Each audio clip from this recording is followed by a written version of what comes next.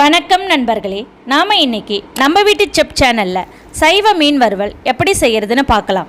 என்னடா புரட்டாசி மாதம் அதுவுமா மீன் வறுவலா அப்படின்னு யோசனை பண்ணுறீங்களா? ஆமாங்க, நான் தான் சொல்லிட்டேனே சைவ மீன் வறுவல்ன்ட்டு.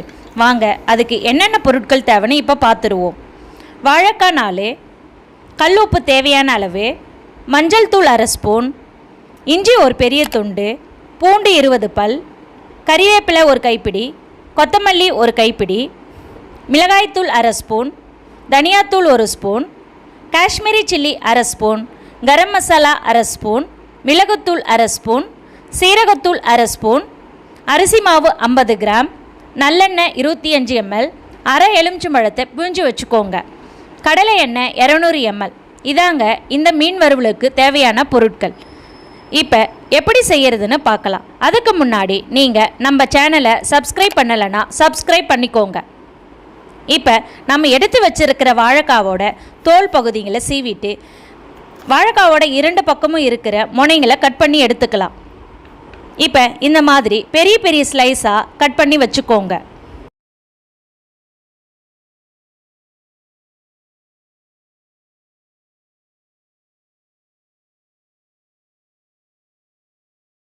வாழைக்காவை இந்த அளவுக்கு திக்னஸாக நல்லா கட் பண்ணி வச்சுக்கோங்க. இப்போ கட் பண்ண வாழைக்காவை தண்ணியில் போட்டுடுவோம்.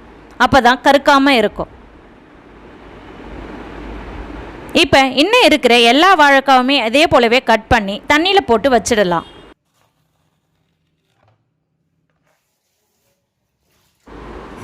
இப்போ ஒரு பாத்திரத்தில் மஞ்சள் தூளும் கல்லுப்பு கொஞ்சமாகவும் போட்டுட்டு தண்ணியை நல்லா கொதிக்க வச்சு அதில் ஊற்றுங்க.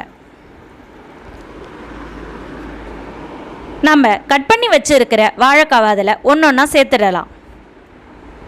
எல்லா வாழைக்காவையுமே சேர்த்ததுக்கப்புறமா இந்த மாதிரி ஒரு கரண்டியால் அதை நல்லா டிப் பண்ணி விடுங்க. ஒரு 5 நிமிஷத்துக்கு அப்புறமா வாழைக்காய் அரை வேக்காடு வெந்திருக்கும். அந்த டைமில் இந்த மாதிரி ஒரு வடிகட்டியில் வடிகட்டிட்டு வாழைக்காவை நல்லா ஆற விட்டுடுங்க.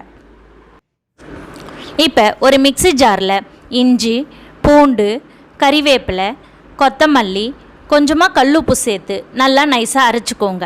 நைஸாக அரைச்சதுக்கப்புறமா அதிலேயே நம்ம எடுத்து வச்சுருக்கிற மிளகாய்த்தூள், தனியாத்தூள், காஷ்மீரி சில்லி, கரம் மசாலா, மிளகுத்தூள், சீரகத்தூள், அரிசி மாவு, நல்லெண்ணெய் சேர்த்து அதிலேயே நம்ம பிழிஞ்சு வச்சுருக்கிற லெமன் ஜூஸையும் சேர்த்து நல்லா நைஸாக அரைச்சிக்கோங்க. நைஸாக அரைச்சதுக்கப்புறமா தண்ணி கொஞ்சமாக சேர்த்து நல்லா பேஸ்ட்டு மாதிரி அரைச்சிக்கோங்க. இப்போ நமக்கு மசாலா ரெடி ஆகிடுச்சு. இப்போ நாம் ஏற்கனவே ரெடி பண்ணி வச்சுருக்கிற வாழைக்காவை எடுத்து அதில் மசாலாவை 2 பக்கமும் நல்லா தடவி இந்த மாதிரி ஒரு பாத்திரத்துக்கு மாற்றிடுவோம். இப்போ இன்னும் இருக்கிற எல்லா வாழைக்காவிலையுமே மசாலாவை 2 பக்கமும் தடவி வேறு ஒரு பாத்திரத்தில் எடுத்து வச்சிடலாம். இப்போ எல்லா வாழைக்காவையுமே தடவி முடித்ததுக்கப்புறமா ஒரு 2 மணி நேரம் அதை ஃப்ரிட்ஜில் வச்சிடலாம். இப்போ 2 மணி நேரத்துக்கு அப்புறமா நம்ம ஒரு தவாவில் இந்த மாதிரி கொஞ்சமாக எண்ணெயை ஊற்றி நம்ம ரெடி பண்ணி வச்சுருக்கிற வாழைக்காவை அதில் போட்டுடலாம். போட்டுட்டு இந்த மாதிரி 2 பக்கமும் நல்லா வேகட்டுன்ட்டு நம்ம எடுத்துட்டோம்னா நமக்கு வாழைக்காய் மீன் வறுவல் ரெடி ஆயிடுச்சு.